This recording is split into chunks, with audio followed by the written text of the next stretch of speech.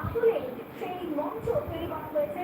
শ্রাবণী মেলা উপলক্ষে বিশেষ আয়োজন রাজ্যের একাধিক ঘোষণা করেছেন শুভেন্দু অধিকারী। 15 কোটি টাকা বরাদ্দ করা হয়েছে রাজ্যের তরফে, নবান্নের তরফে, এবং পুণ্যার্থীদের জন্য হেলিকপ্টারে পুষ্পবৃষ্টি থেকে ফুড ম্যাসাজের আয়োজন, একাধিক বিষয় ইতিমধ্যেই ঘোষণা করেছেন শুভেন্দু অধিকারী। আর অন্যদিকে আজ তারকেশ্বরে এই শ্রাবণী মেলার উদ্বোধন করবেন মুখ্যমন্ত্রী শুভেন্দু অধিকারী।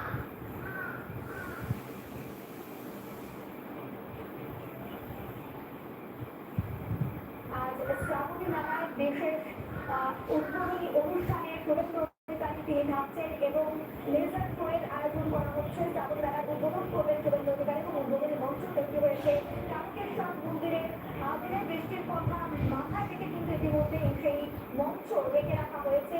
একাধিক বিষয় থাকছে পুণ্যার্থীদের জন্য, যেখানে বিশ্রামের জন্য থাকছে ব্যবস্থা, অন্যদিকে ককটেল থেকে পুষ্পবৃষ্টি হবে। নবান্ন থেকে এমনটাই ঘোষণা করেছেন মুখ্যমন্ত্রী। প্রতি 5 কিলোমিটারে থাকবে সেবা কেন্দ্র, থাকছে পুলিশি সহায়তা ক্যাম্প এবং ম্যাসাজ করার ব্যবস্থা থাকছে, ফুড ম্যাসাজের ব্যবস্থা থাকছে পুণ্যার্থীদের জন্য।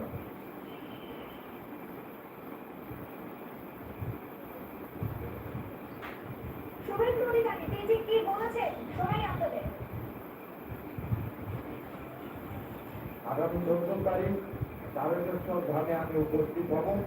তার আগে তারপরে 16 তারিখে আমি ঐতিহ্যবাহী কলকাতা রথযাত্রা ঈশ্বর আমাকে আমন্ত্রণ করেছে, সেখানে আমি উপস্থিত থাকবো।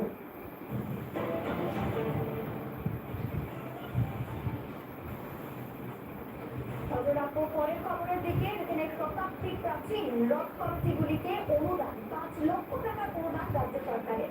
7টি রথযাত্রা কমিটিকে সরকারি অনুদান, গতকাল নবান্নে কমিটিগুলিকে চেক বিতরণ। রাজ্যে এবার সারুলগড়ে রথযাত্রা পালন হবে। রাজ্য জুড়ে এবার 120টি রথ বেরোবে।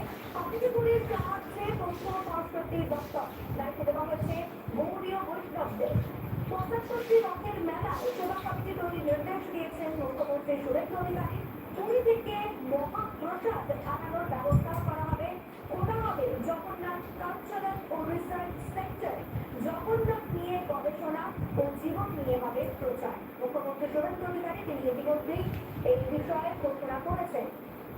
রাজ্য জুড়ে এবার 120টি রথ বেরোবে এবং কমিটিগুলির সাহায্যে তথ্য সংস্কৃতি দপ্তরকে দায়িত্ব দেওয়া হয়েছে গৌড়ীয় বৈষ্ণবদেরও।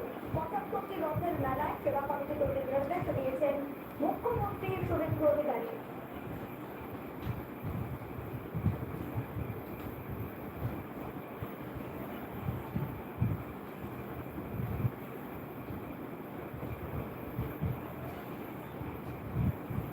সাথে সাথে আমার হাতে তথ্য সংস্কৃতি দপ্তর রয়েছে।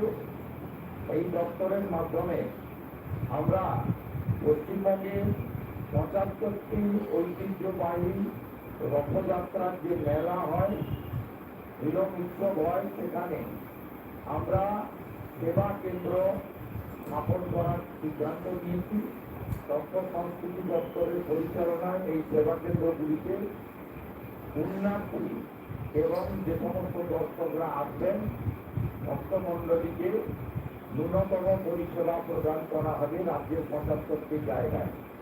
এতে পুরসভা, জেলা প্রশাসন, জেলা পুলিশ এবং সংশ্লিষ্ট রথযাত্রা কমিটিকে যুক্ত করে আমরা করছি।